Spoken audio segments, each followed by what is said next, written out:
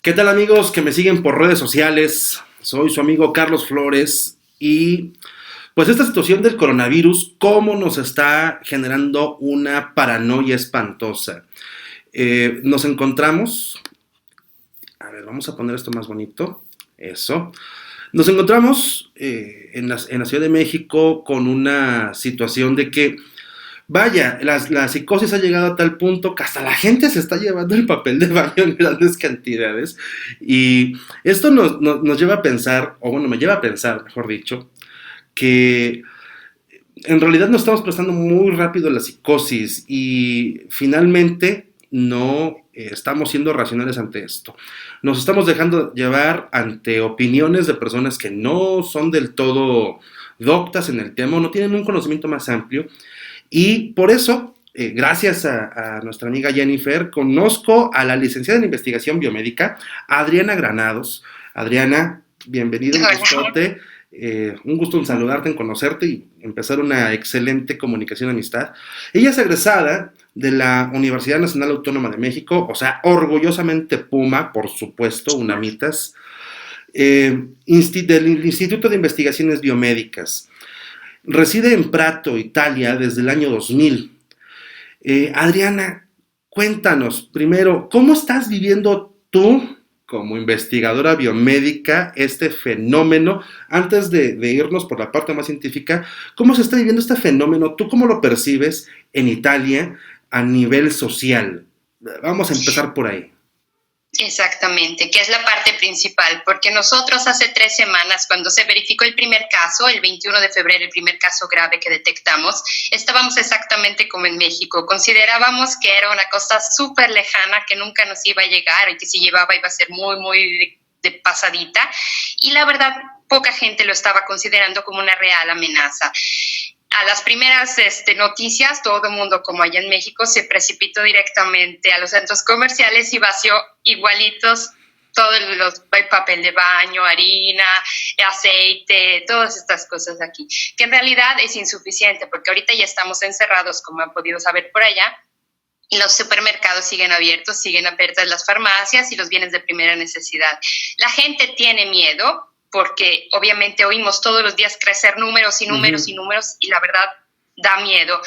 Pero lo que tenemos que entender, por otro lado, es que la única manera de protegernos de esta cosa es aislándonos de los demás. La distancia es lo único que permite que se bajen estos números.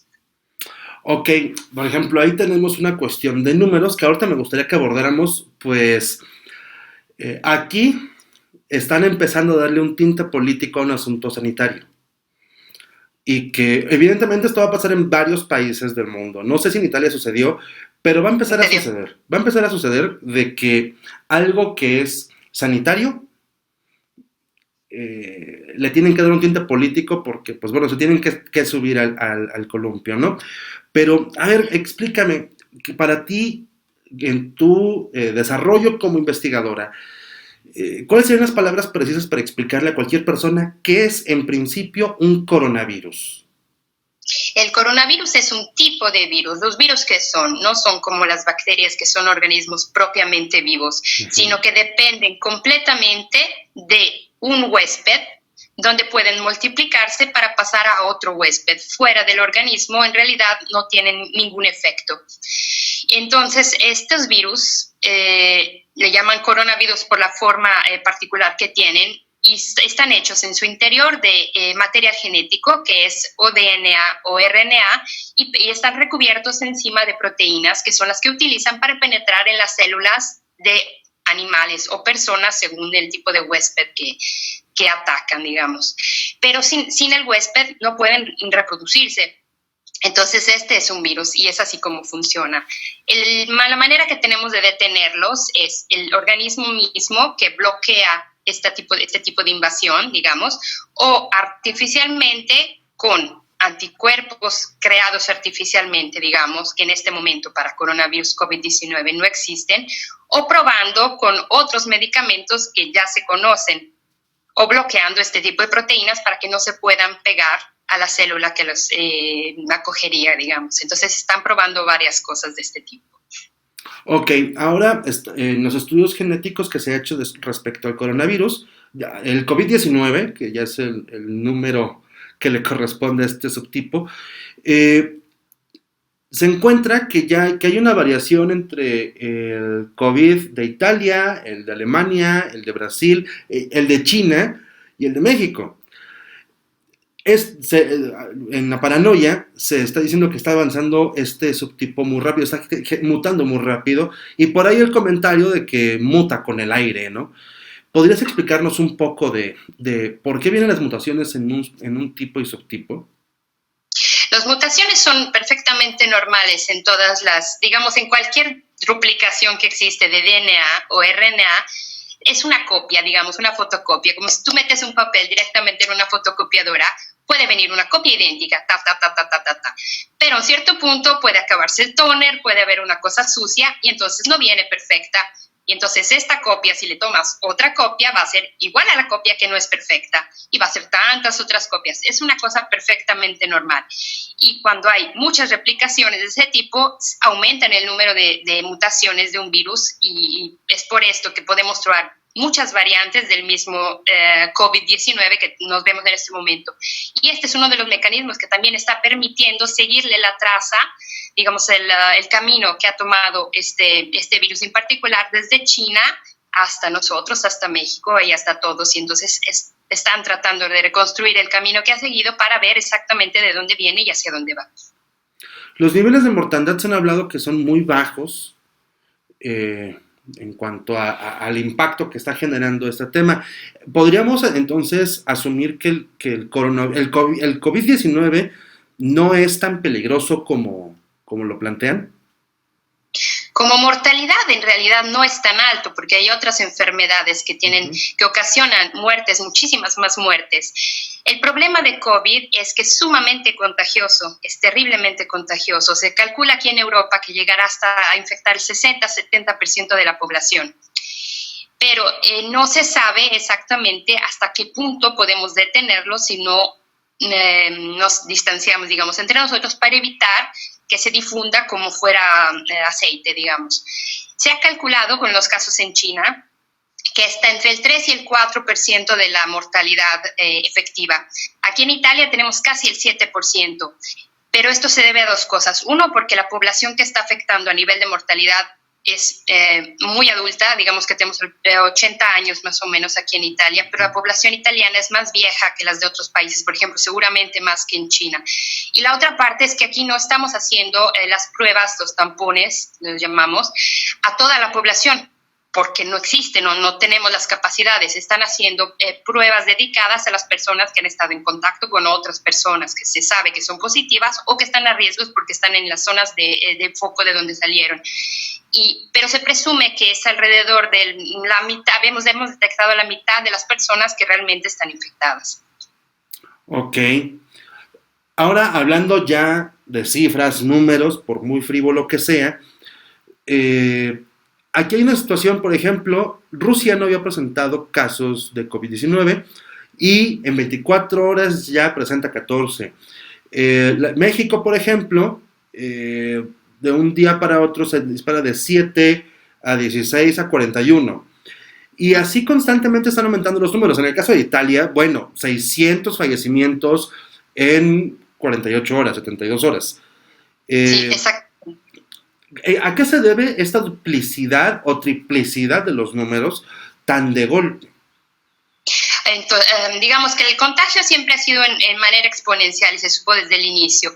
A inicios de la transmisión se duplica, más o menos es lo que se tiene considerado, el número de personas infectadas cada 2 o 3 días, según de la cantidad de personas que han estado en contacto bastante cercano, digamos, sin medidas de aislamiento. Y tiene mucho que ver del tiempo de incubación de COVID-19, que está alrededor de los 14 días, digamos. Ha habido casos que son más grandes, otros que son más cortos. Aquí se piensa que llegó a Italia hacia finales de enero, pero el primer caso grave, que fue el que encendió la alarma, fue el 21 de febrero, fue casi un mes después. Esto quiere decir que nadie lo detectó antes de entonces y empezó a propagarse probablemente en las hospitales o zonas sanitarias de la parte norte, donde la gente se presentaba con síntomas de algo que podía parecer una influenza sin serlo en realidad, y empezó a contagiarse aún el personal médico. Y el problema que tiene COVID-19 es que alrededor del 80% de la población tiene o síntomas muy, muy leves que realmente se pueden confundir con cualquier otra cosa, o en época de influenza como es esta, uno no le da importancia, o completamente sintomáticos. Entonces la gente va paseando tranquila y hasta que no sucede un caso grave y empiezan a analizar la gente alrededor, no nos damos cuenta de lo que está sucediendo. Entonces haces 1, 2, 3, 20 pruebas y los empiezas a encontrar.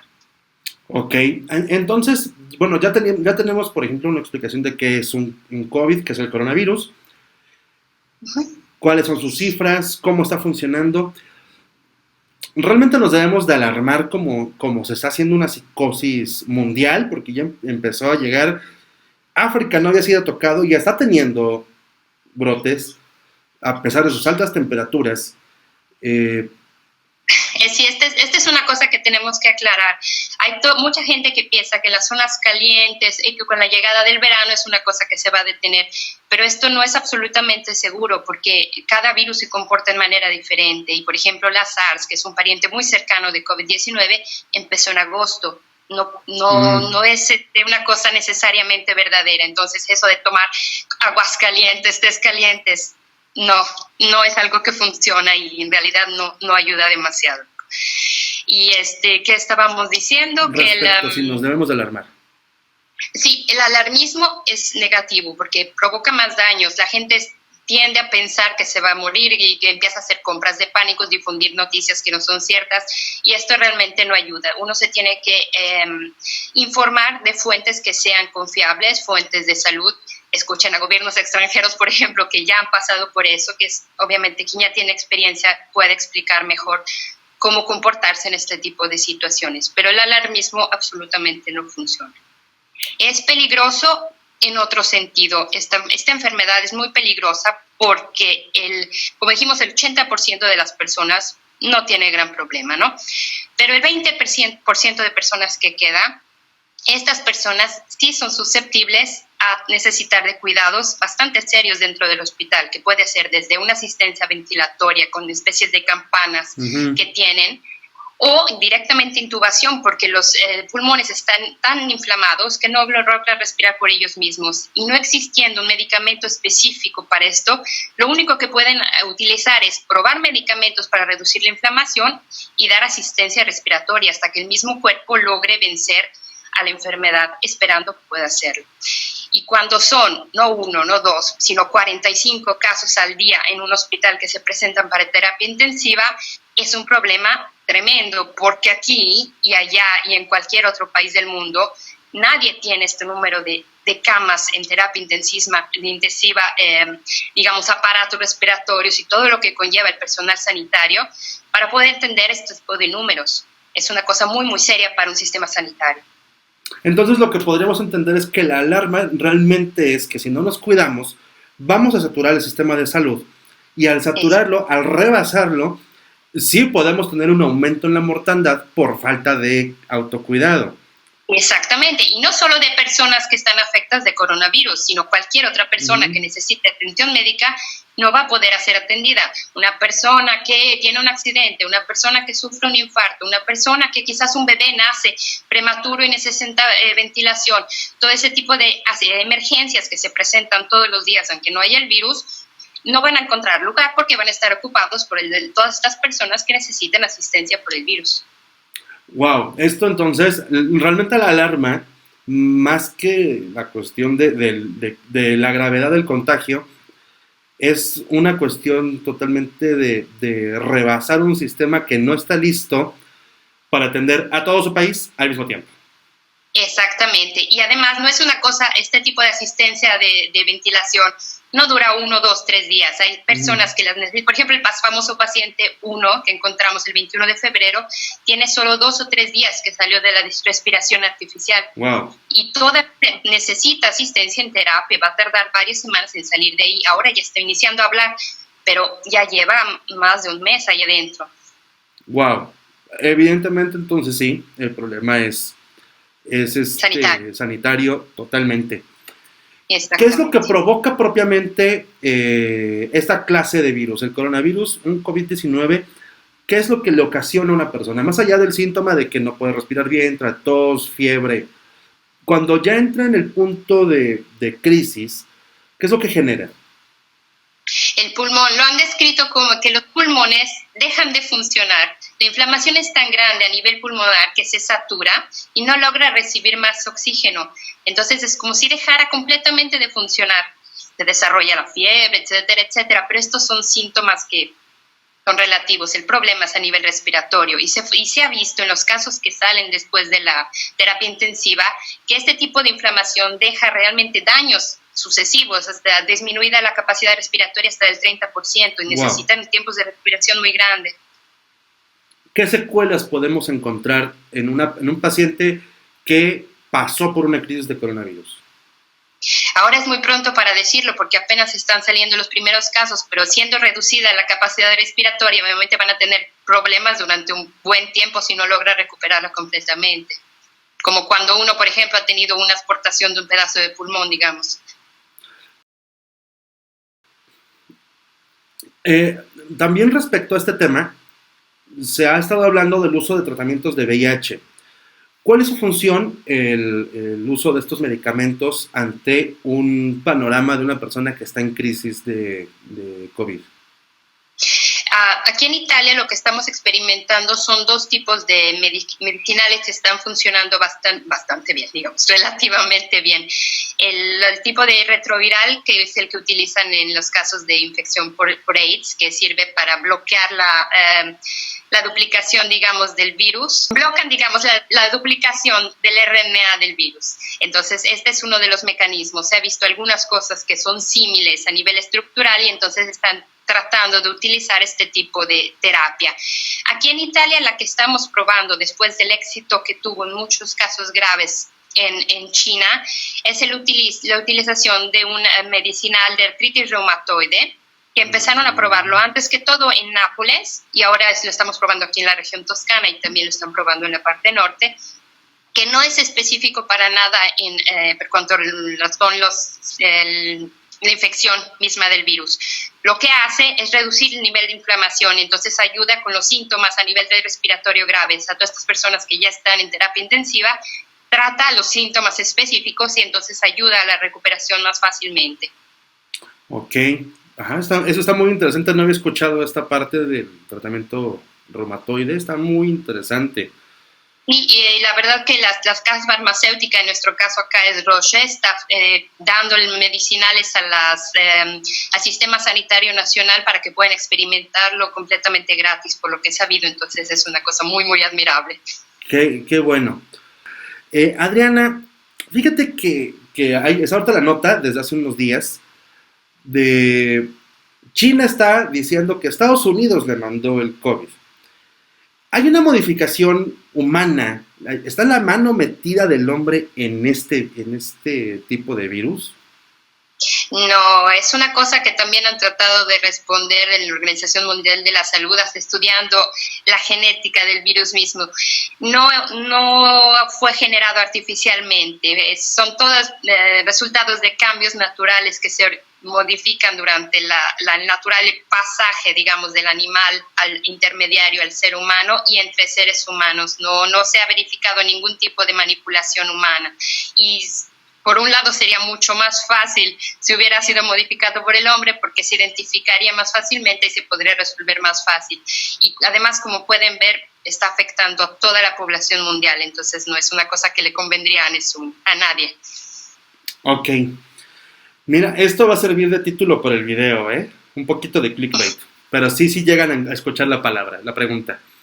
¿Cuáles son las medidas que debe de tomar cualquier individuo que valora su vida, su salud, al Estado y a su vecino? ¿Cuáles son las medidas que deberíamos de tomar? Lo que estamos manejando aquí en Italia, que es lo que según yo funciona mejor por todos lados también, es el distanciamiento social. Cuesta mucho alejarse de las personas que tú quieres, del trabajo, pero la única manera es poner distancia entre nosotros para que el virus no pueda encontrar otro huésped con el cual pasar y pasar a otro y pasar a otro. Entonces las soluciones son lavarse las manos con agua y con jabón continuamente, todo el tiempo. Y si tienes que tocar algo, vuélvete a lavar. Si estás fuera de casa, utiliza el gel desinfectante. Pero la cosa principal es tratar de mantener la distancia respecto a los demás. Aquí se maneja una distancia de 1 metro de seguridad entre una persona y otra. Otro poquito más, según yo, es mejor. Porque mientras más distancia tú pones entre una persona y otra, más difícil que tú le puedas transmitir o que él te pueda transmitir el virus. Y esta es una. La otra es no tocarse con las manos, que tocan todo, la cara, entonces ojos, nariz, boca, las mucosas, que es por donde puede penetrar el virus a nuestro cuerpo. Entonces, no hacerlo absolutamente. Y pues fundamentalmente son estas los consejos que se están dando por acá. Mantener la distancia, que es lo que estamos diciendo todos. Yo me quedo en casa donde más posible porque menos expuesto estoy, menos expongo también a los otros. Evitar sobre todo los lugares concurridos, porque donde todos estamos así, basta uno que esté enfermo y se difunde por todos lados. Ahorita en este momento estamos a niveles de contagio de una sola persona infecta a 2 o 3 personas a la vez. Entonces, imagina la gravedad, ¿no? De estar en un lugar donde todos estamos así. No, es complicado y además, bueno, aquí este fin de semana ocurrió el Vive Latino y acabo de ver una foto del Vive Latino y me quedé, realmente eso es un zoológico, es un caldo de cultivo espantoso, la inconsciencia del capital, ¿no? Yo cuando oí esta cosa me quería morir. Porque la verdad hemos oído de todo, estamos haciendo de todo para que hasta en el restaurante esté separado tipo de 2 metros y ahí están todos así. Oí que habían como 27 personas que no dejaron pasar porque tenían fiebre, pero como te dije antes, el 80% de las personas no presentan síntomas o presentan síntomas muy ligeros. Entonces, si eran 27 y había otros 60,000 más, este es un caldo de cultivo. Un excelente experimento social, además, ver cómo la gente no le importa el vecino. Exacto. Muchas filosofías africanas, por ejemplo, dicen que cuando quieres pensar en ti, pienses en los de enfrente. Porque mis hijos son los hijos del pueblo, el hambre de mi pueblo es mi hambre.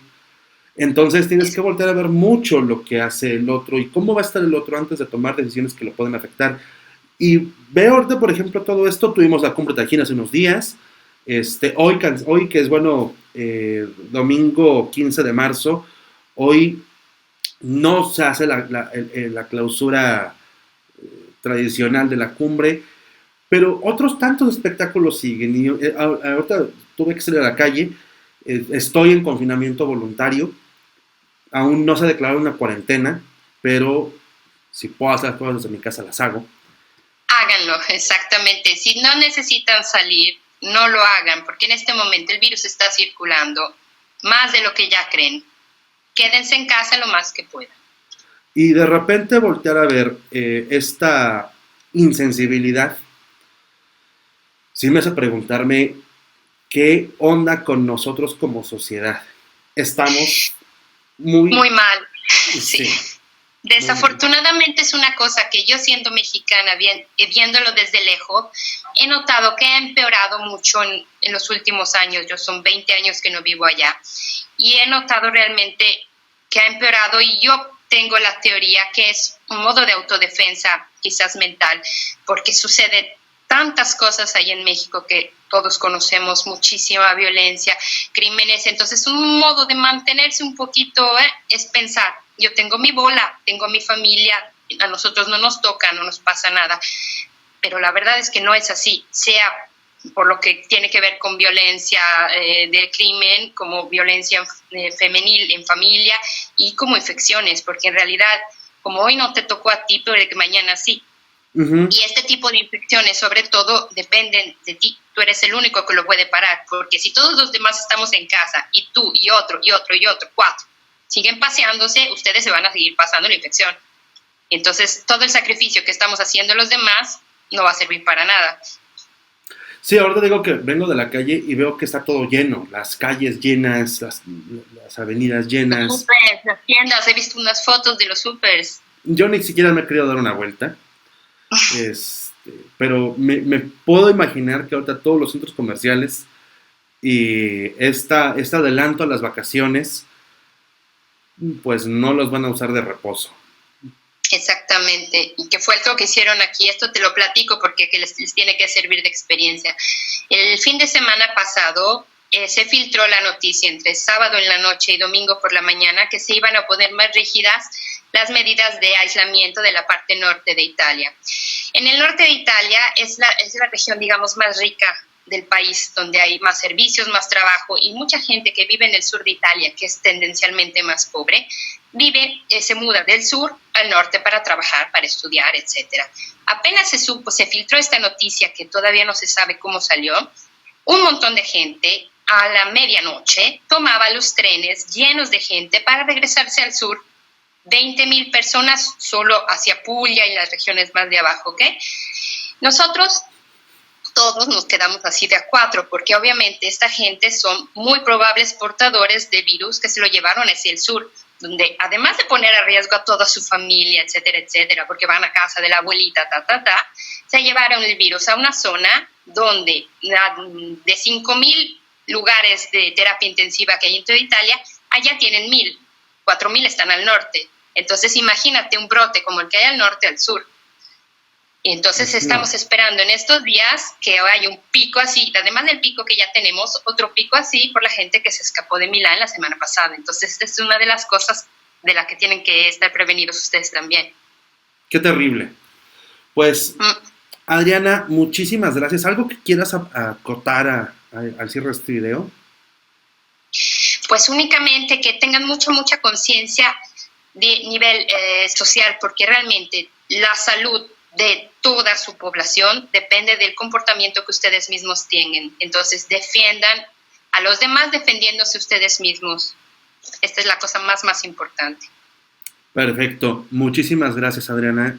Gracias por tu tiempo. Espero también haya servido para cambiar un poco la rutina de la cuarentena. Seguro. Y pues más adelante te estaré molestando sobre estos temas que vayan saliendo, porque los cambios que vienen en el mundo respecto a la salud, y que además los gobiernos se dan cuenta de que no están preparados para algo grande. Exactamente. Búsquense la entrevista que dio hace, creo, 5 años o por ahí, Bill Gates, sobre la verdadera amenaza del mundo, que era exactamente una pandemia, porque todo el mundo invertía en energía nuclear, en armas, etcétera, y nada en investigación científica. La ciencia está dejándose muy de lado, la investigación está dejándose muy de lado, y ahora es cuando nos damos cuenta que se necesita mucho. Exactamente. Mucha suerte, cuídense mucho, por favor. Muchísimas gracias, Adriana, que la pasen genial allá, nos estamos viendo, y amigos, espero que compartan este video, disfruten esta amena charla, coméntenle a sus amigos de que el andar de graciositos de que se van de vacaciones a Cuernavaca el fin de semana, después es un chiste que no da risa. Y es el momento de pensar un poco más en las necesidades del otro, no solo en las nuestras. Por favor, no se contagien por convivir, tengan un excelente inicio de semana y por favor, cuídense. Si tienen la oportunidad de quedarse en casa, por muy fastidioso que sea, es mejor estar fastidiado a fastidiarle la vida a la familia con un funeral. Muchas gracias.